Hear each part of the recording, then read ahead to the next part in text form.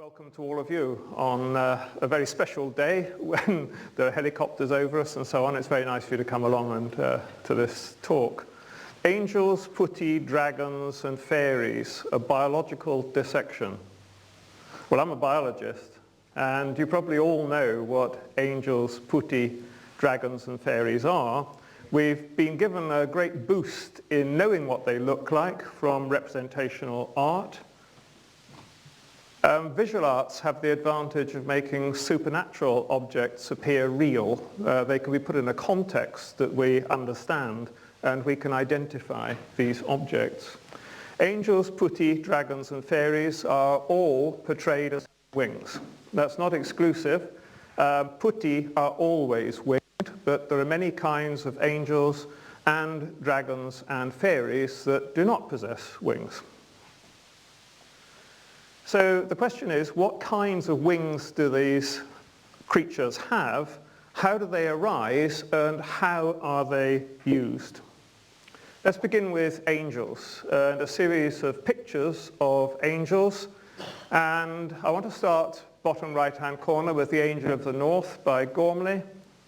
And this is a very modern representation, of course, and the thing that we notice here is that there is a single wing arm on each side. Now, in birds, the wings have developed from the forearms, but in angels, we have wings and forearms. And we can see in all of the illustrations that we have both wings and forearms, and the wings are those of birds. Usually, not exclusively, the wings are white.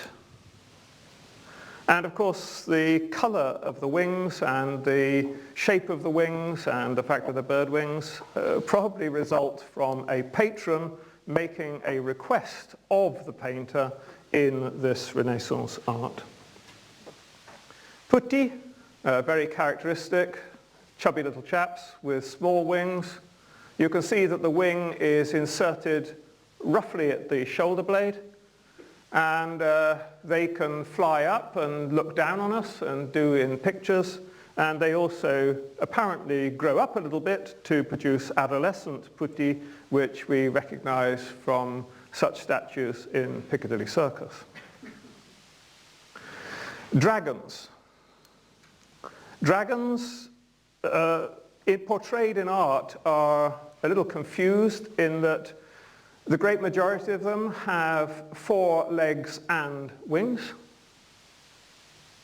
The wings vary very much in their shape and their characteristics, but perhaps the best known dragon is that of One Fighting St. George by Paolo Uccello. And here we have a wing that is clearly bat-like. Interestingly, this is also a wyvern, and wyverns are dragons which have the forelimbs converted to wings for use in flight. So they have walking limbs and they have wings for flight. So they're kind of interesting creatures, and clearly in this case with a bat-like wing. Fairies have insect wings. And there's an example here where the wings are those of a damselfly, although there's a slight error in that they are irregular in size, and in damselflies the wings are exactly equal in size. But here we have a marvellous picture, one of the Cottingley fairy pictures with which you're probably quite familiar, published in 1917 at a rather desperate time. And they created a diversion and a great deal of pleasure because this was the first time we'd seen photographs of fairies, and the fairies, you can see, have very clearly butterfly wings.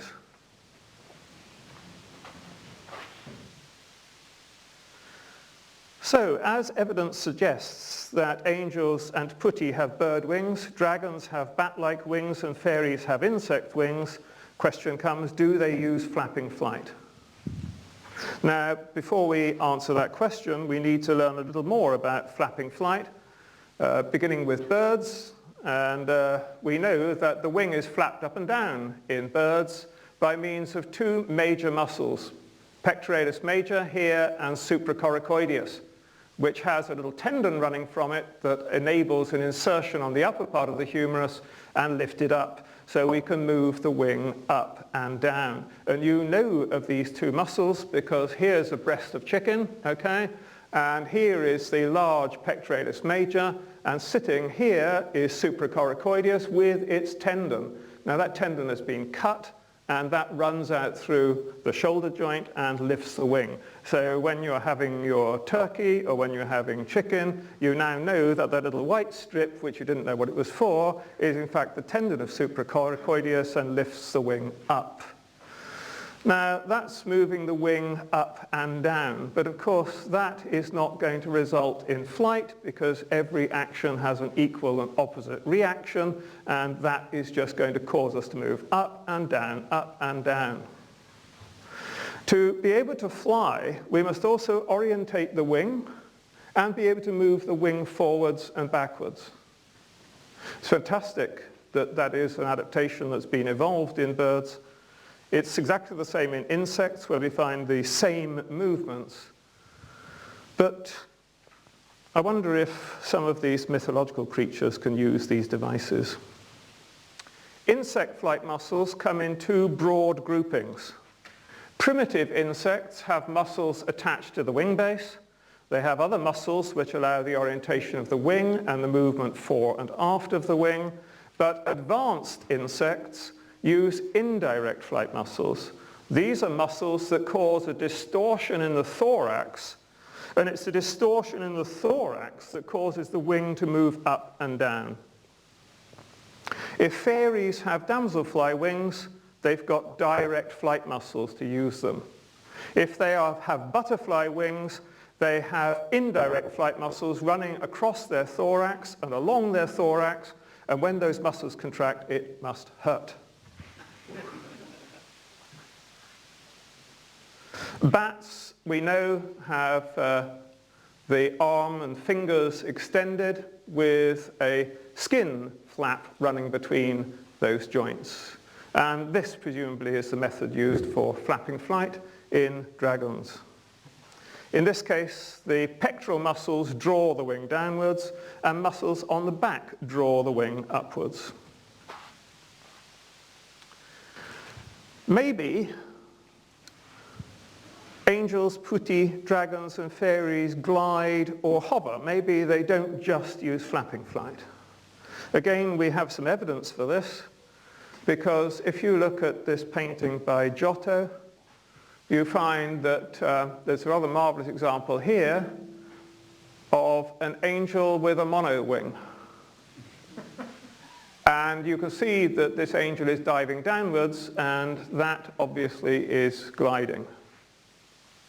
It's impossible to have flapping flight with a mono wing. If we look at a painting by Sir Edward Burne-Jones of the Annunciation, in this case, of course Edward Burne-Jones is Victorian, relatively recent, but as a pre-Raphaelite he harks back to the Renaissance. We have the angel flying, but you notice that the costume is wonderfully neatly folded. No sign here of any backwash from any other, and I don't know quite how that's done. So the images of angels, putti, dragons and fairies defy a rational explanation. They're just images which help us identify with myths or supernatural events, if such exist.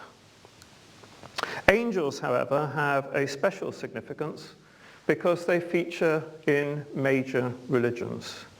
And it seems appropriate, therefore, to look at religious information to see if there's any description in that religious literature of angels having wings. We know there are angels. Do they have wings? Well, I was able to find 4 sightings in the Bible. In the case of Isaiah verse 6, we are discussing seraphim, which are one of the senior levels of angels, at least according to Dionysius. And they stay in heaven, so we don't get to see them, and they have 6 wings. And you can see it's quite clearly described that 2 of them are used to cover the face, 2 cover the feet, and 2 are used for flight. We've no idea more than that. In Exodus, we have cherubim, which are another ranking, high ranking of angels. They certainly stretch their wings. We have another reference to cherubim lifting their wings in Ezekiel. And if we go to Daniel, we have reference to Gabriel flying, but no mention of whether Gabriel had wings or not. So the presence of wings and so on would seem to have no basis in religious texts. And you'll have to forgive me that I'm not a scholar of the Quran, but I believe within the Quran there is also mention of angels, and please tell me if it's stated there that they have wings, and if they do, are they bird wings? So where did we get this idea? Was it an idea that came from Greek mythology? As you know, in the early part of the Renaissance, the monasteries in the southern part of Europe were very important centers of scholarship, religious scholarship and also secular scholarship, particularly looking at ancient Greek texts which had been translated into Arabic and then were translated out into Latin so that we could understand them. Did it come from this kind of interest in the ancient Greek myths? Well, perhaps. But we know that we have representations of angels with wings in the Lindisfarne Gospels and also on the altar of Duke Ratchis in Lombardy. And these are from the 7th and 8th century. So clearly it's very ancient. And probably the origin comes with people looking at gods and goddesses, like, for example, the winged Nike, which is 180 BC. Ancient Greek god sculpture, which was flighted, and not just flighted, but had, we note, bird wings. So how much have we been influenced by mythology associated with flying animals? Is that what has caused our interpretation of what we think angels, putti, dragons, and fairies look like when they're flying? Well, the wings of angels are often portrayed as being like those of doves or swans, very often white in color, which in Western culture is viewed as a sign of purity. And they're considered to be benign. And we know this rather lovely scene, and that the ducklings, the ugly ducklings, grow up to be swans, and they're very beautiful, and so on, etc. And tradition now in American weddings is not only is the bride dressed in white, and it's really rather lovely and beautiful, but the release of white doves as a symbol of love and so on. This is very much related to animal mythologies, that these animals, like swans, like doves, are benign and good. There is some Greek mythology, of course, where swans are not so good, but I'll not touch on that. Are there angels of death? Well, yes, there are, in terms, again, of paintings and in terms of mythologies. This is one of the last paintings completed by Van Gogh before his suicide, and it's pretty, I think, frightening. The crows are flying towards us, and the crows are symbols of death. And the reason for that is, of course, A, they're black, which is bad luck on them, and the other thing is they do feed on carrion, and therefore they're associated with dead bodies. The other picture, which we can't see that well because of the light in the lecture theatre, but this is an absolutely wonderful picture by Akseli Gallen-Kallela. And here's this little Finnish boy looking out across the picture, and we don't know what his thoughts are, but there's this crow, and I think we know what its thoughts are.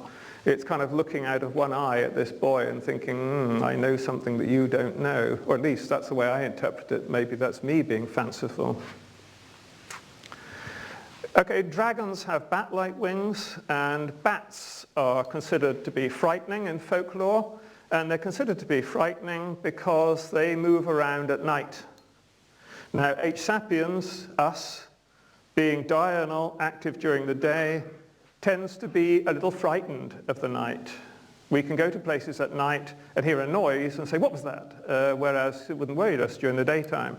So if we have animals that are active during the night, they're by association rather frightening. And you've probably heard many things about what bats can and cannot do. It's terribly unfortunate that there is one group of bats that do feed on blood. That doesn't help their reputation.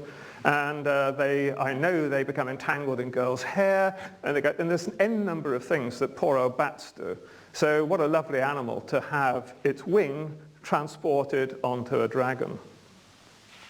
Fairies have butterfly or damselfly wings, and both groups of those insects are considered to be demure and beautiful, which is what one imagines fairies to be, although of course we know that they come from larvae which eat up lots of plants, including plants that we find very attractive in the case of butterflies, and we know that damselflies are predators. We also know, incidentally, that the adult butterfly comes from a pupa where we find the body plan completely transformed from the larva. Now, if fairies have butterfly wings, the question then comes to a biologist, do fairies have a pupa? And if they do, they have a larva, and what does a larval fairy look like?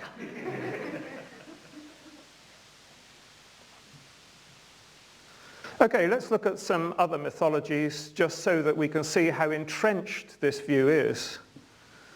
Moths, they're nocturnal, so they're considered to be quite different to butterflies, not really very pleasant. They flutter around, they go by the window, and some people get a real moth phobia. Wasps, killing the first wasp seen each year brings good luck, because if you have lots of wasps around, the chances are that you'll get stung at some point in the year. Kingfishers, this is an unusual one, I do recommend it, that kingfishers make very good weather vanes when suspended from a string. Cuckoos are considered lucky. The direction of the call of the cuckoo is considered to be significant in that luck. It comes from a particular location.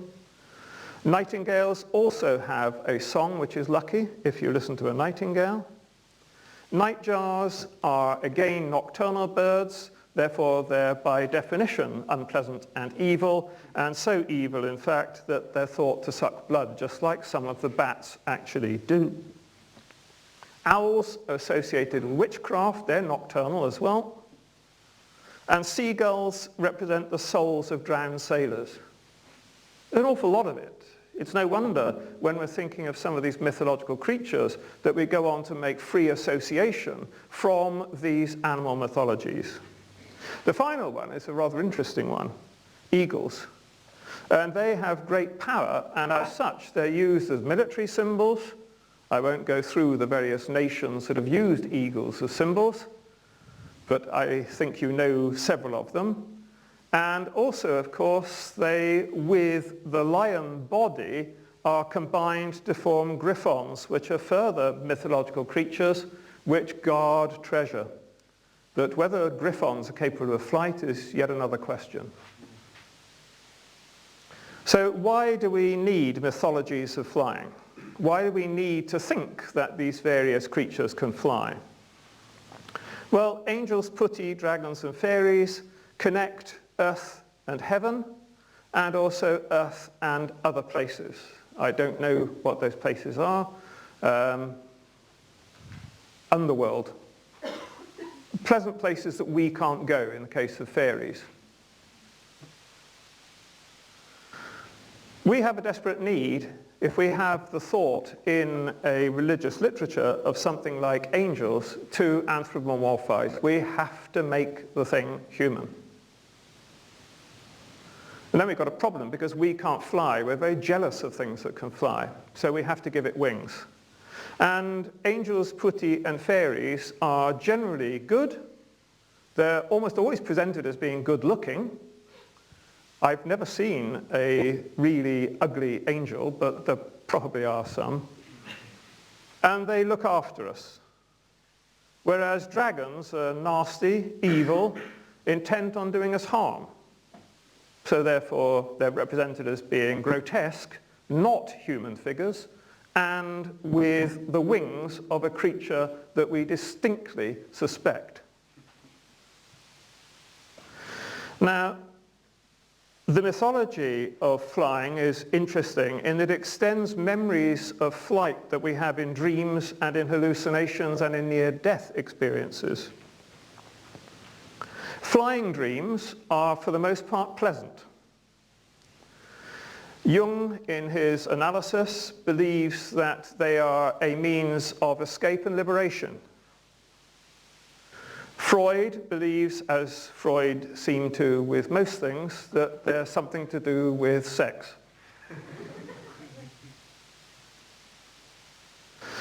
If one hallucinates under the influence of LSD, one of the things that can occur, so I'm told, is that one has a sense of being liberated, of flying. And in fact, there are a number of people that have jumped through windows as a result of an LSD trip where they felt they could fly. It's a heightened state. And it's a heightened state that also occurs in near-death experiences. I think you probably all heard that people have reported that they leave their body and they can look down on their body. Now that's a very powerful sensation which has probably become enshrined in some of these mythologies. And of course, another reason why we need the concept of angels and other words and heaven and so on is because it is related, these creatures are related to death and the concept of the soul flying away to some other world. And we're desperate that death is not a line, but that we float off or are carried off or are supported in some way. Thus the immortal soul. That too is enshrined within the religious mythologies related to angels. We're introduced to mythologies when we're very young. None of us can escape mythologies. We all have mythological explanations for things. It's an essential part of the human condition. And if you have a persistent child asking that question, yes, but what? And you say, well, look, yes, well, wait till you're older or something. And then you, no, but what if you must, what do you come up with? You come up with some kind of explanation, and the explanation is fairly often, or at least it contains a component of mythology. It's very nice to talk about things like tooth fairies. The tooth fairy will make, you can actually get hold of a kid's tooth and really pull it out if the tooth fairy is going to come along and use that tooth to build a castle.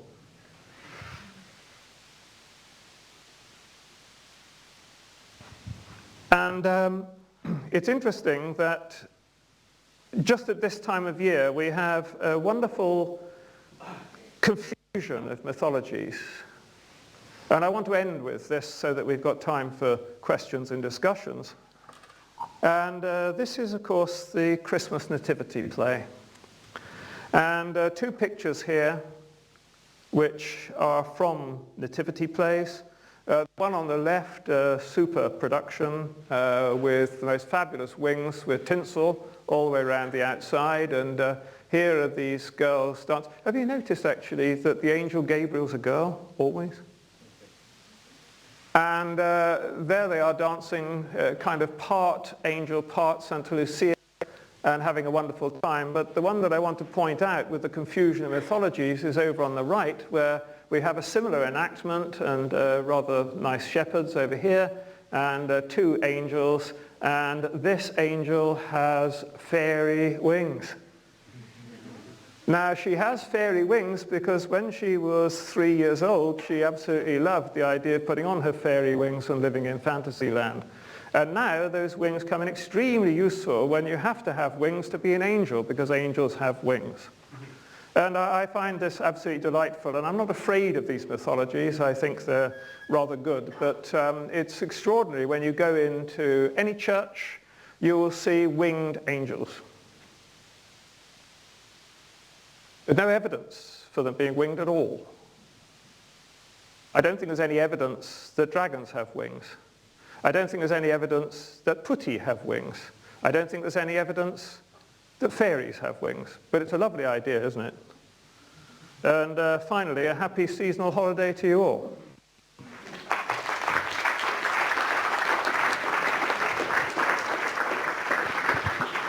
Thank you very much, Roger, for a wonderful talk.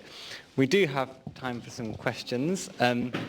This lecture is being filmed, so if you could wait for one of my colleagues to arrive at you with a microphone before asking a question, that'd be great. So do we have any questions? There's one down here. Thanks.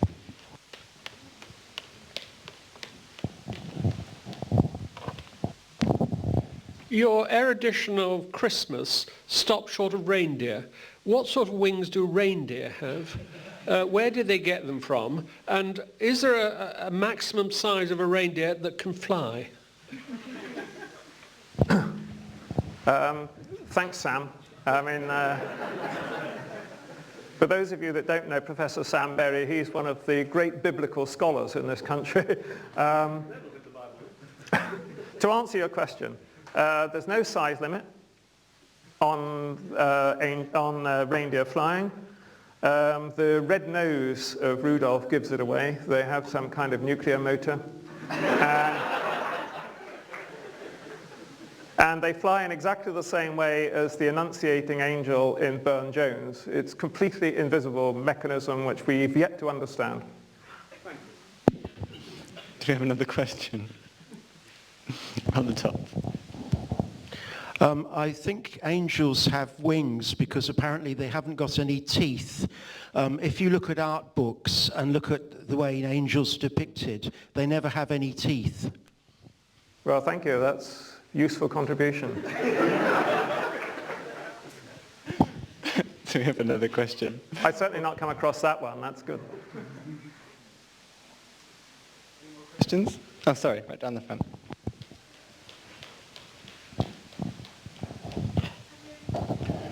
Surely whether angels fly or Putti, it doesn't depend on the aerodynamics, but surely on their mass. And do we know what their mass is? No, we don't know their mass, but a very good question. One of the things we know about flying creatures is that they have a very, or as light as possible, airframe. If you look at a bumblebee, for example, a bumblebee is on the brink of not being a flying machine, and it has to warm itself up to a level where it can gain sufficient energy to beat its wings fast enough in order to fly.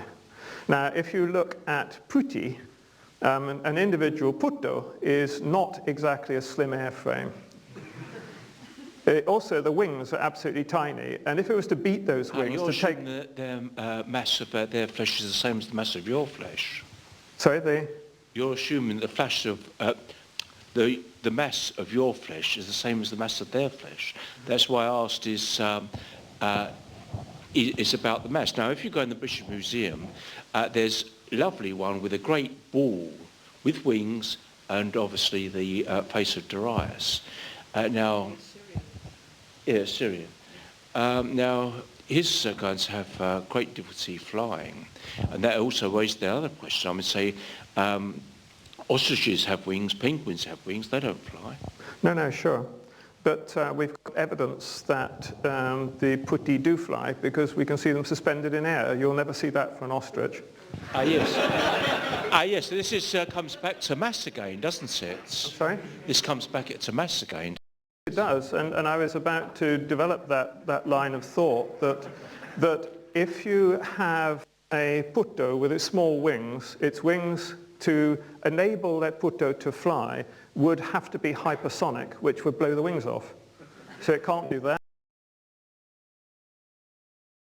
Bodybuilders. Well, perhaps you don't watch bodybuilders, but if you do, they've got this routine where they do this kind of stuff. They call it pumping up, so like this, and they get their pecs really pronounced, Well, imagine if they needed the pecs to fly. They would be spherical, and it would all be pectoral muscle. But of course, as my colleague here suggests, that would then make them too heavy to fly. Oh, anyway, yeah. Thanks. There's another question in the middle. Here, Louise.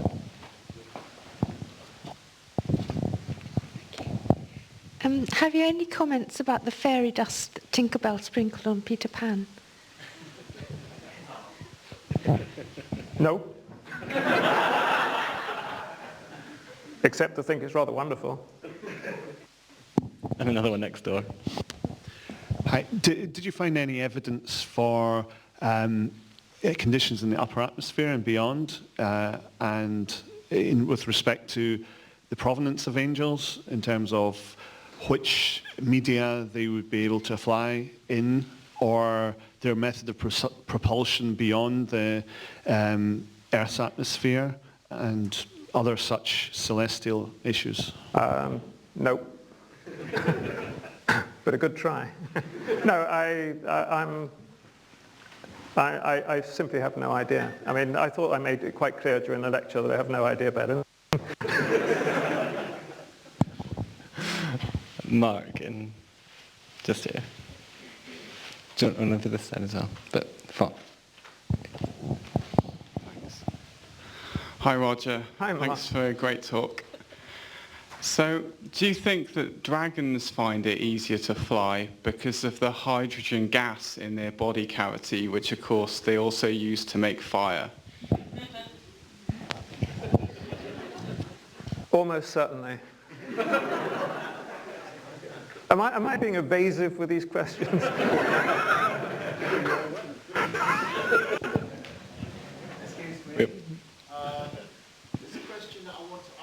Sorry, can you just turn your microphone on?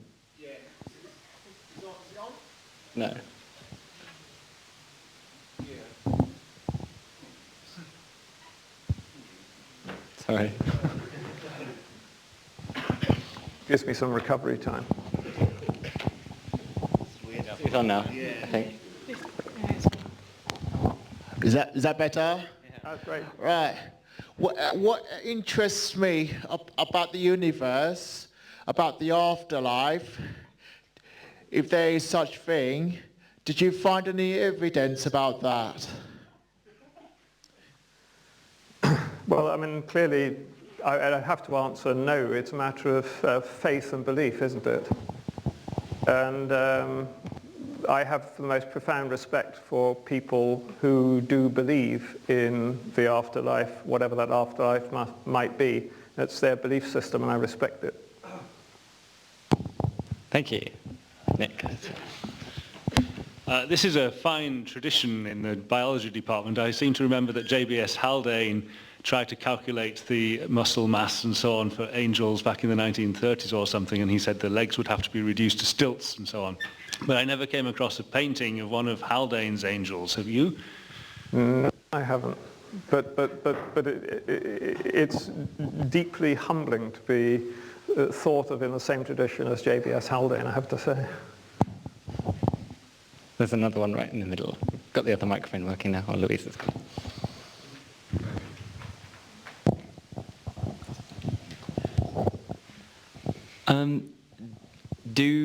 Did you find any evidence, or do you have any comments on any of the mythical creatures having enough space in their body plans for the correct musculature needed for flapping flight? Just to reiterate that they can't do it. There isn't. I mean, it's the problem that the more muscle bulk that they'd need to be able to fly, the bulkier they are by definition, and the more unlikely it is they'll be able to fly. So where are they going to lighten? We've had this wonderful idea from Mark that it's connected in some way to some kind of hydrogen motor, or, well, no, sorry, no. I mean, I'm tempted almost to go off into the realms of fantasy. Thanks. There's another one in the middle here.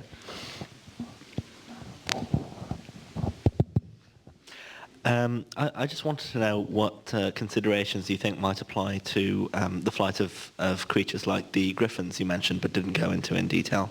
Sorry, the? Griffins. Griffin, yeah.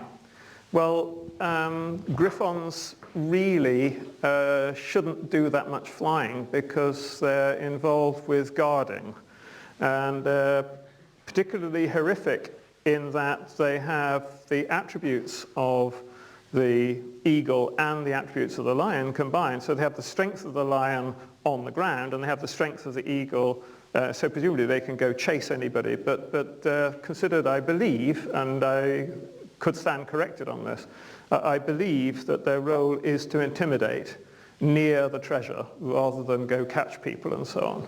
So I think that's ancestrally the role of griffons. They also come in different combinations of which bits are eagle and which bits are lion and which bits are added on as well. That's another one right by you to your left. Hello, I'm slightly worried about the use of heel wings, such as in Mercury. How actually does this work? Does Mercury have to fly with his legs very far apart to stop the two inside wings colliding with each other? Sorry, in which? Well, for example, the god Mercury has wings on his heels. Right. I think he has a pair on each heel. So therefore there would be the two internal wings, which would presumably mean that he has to fly with his legs very far apart to stop them from colliding into each other. I think we need to differentiate the power of flight in Mercury, which was nothing to do with the wings, and the wings which are used as stabilizers. Oh.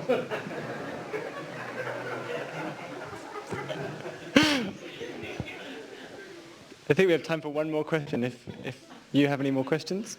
Yes, right in the middle. Just wait for the microphone.